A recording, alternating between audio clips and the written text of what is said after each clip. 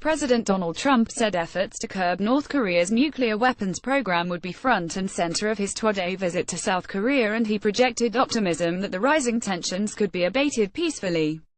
Trump repeatedly addressed interlocking issues of security and trade at the heart of his visit after arriving Tuesday, saying he would be meeting with generals about North Korea. "Ultimately it will all work out. Because it always works out. It has to work out," he said. And later, after receiving a formal welcome from South Korean President Moon Jae-in, Trump also praised Seoul's expansive purchases of American military equipment, which he said goes a long way to making the trade relationship between the two nations more equitable. Slideshow Trump's trip to Asia and Hawaii. Moon said he hoped Trump's visit would be an opportunity to resolve anxiety in the region over North Korea. "I know that you have put this issue at the top of your security agenda," Moon said at the presidential residence known as the Blue House, "so I hope that your visit to Korea and to the Asia-Pacific region will serve as an opportunity to relieve some of the anxiety that the Korean people have due to North Korea's provocations and also serve as a turning point in resolving the North Korean nuclear issue." Trump, in his own brief remarks, said Pyongyang would be front and center of discussions but avoided the fiery language he has used so often against North Korea and its dictator, Kim Jong-un. The president also said he had a terrific meeting scheduled on trade, adding, "Hopefully that'll start working out so that we create lots of jobs in the United States, which is one of the very important reasons I'm here." Trump, during a visit to Camp Humphreys that began his visit, sat with troops for lunch in a large mess hall. Moon was also seated at the table. "Good food," Trump told reporters as he chatted with U.S. and Korean service members. U.S. and South Korean officials have said the base visit was meant to underscore the country's ties and South Korea's commitment to contributing to its own defense.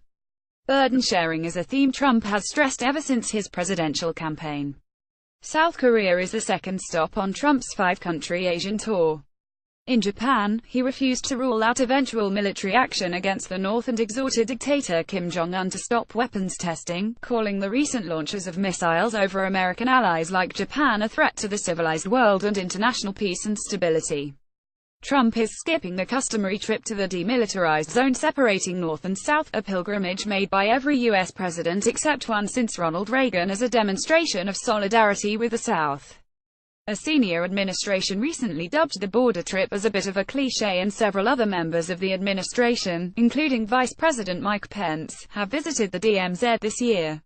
And the White House believes that Trump has already made his support of South Korea crystal clear. Trump and Moon agree on the need to pressure the North with sanctions and other deterrence measures. But Trump has warned of unleashing fire and fury, threatened to totally destroy the North, if necessary, and repeatedly insisted that all options are on the table. Moon, meanwhile, favors dialogue as the best strategy for diffusing the nuclear tension and vehemently opposes a potential military clash that could cause enormous casualties in South Korea.